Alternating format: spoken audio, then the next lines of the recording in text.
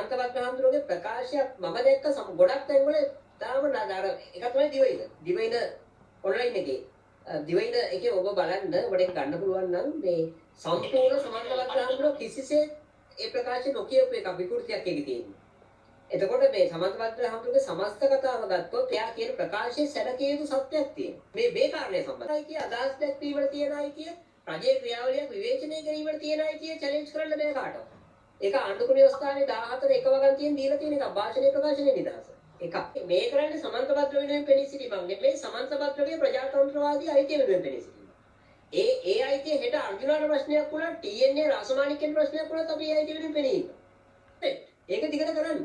සමන්ත පත්‍රව විවේචනය කරන්න දාර්ශනිකව. එවලේ දාර්ශනික විවේචනය කරන්න පුළුවන් කෙනෙක් කියන. දැන් මේ ප්‍රකාශය පොඩි කැලලක් අල්ලගන්න එපා. මේ ප්‍රකාශය සමස්ත හරය ගන්න. ඒ සමස්ත හරය සමන්ත පත්‍ර කරන්න යෝජනාවක්. ඉල්ලීම. ප්‍රධාන ප්‍රශ්නය රජමහා විහාර සහ ආගමික ස්ථාන වල එහෙම කිසිම වැඩක් කරන්නේ විශාල මුදලක් එකතු කරනවා. දැන් සුදත් අයියා සමන්ත පත්‍රත් එක්ක හැප්පෙනවා. සුදත් අයියා හැප්පෙන්න ඕන වෙලා සමන්ත පත්‍රත් එක්ක නෙවෙයි. ඔය බලංගොඩ කස්සපලා වගේ කෂලි චරිතත් එක්ක. මොකද ඔවුන් තමයි මේ රටේ මේ රාජ්‍යයට බුද්ධ ආගමකට ඇත්ත තර්ජනය තියෙන්නේ. අනිකේ රටේ අගමැතිනියට හරි ගත්තොත් එහෙම එතන මිනිස්සුන්ට මාර විදියට මම හිතනවා ඔබත් දන්නේ නැති. ඒක හරි බුද්ධ ප්‍රතිමා හදනවා. ආනන්ද දේශෝක කරන්නේ කියලා හිතාගෙන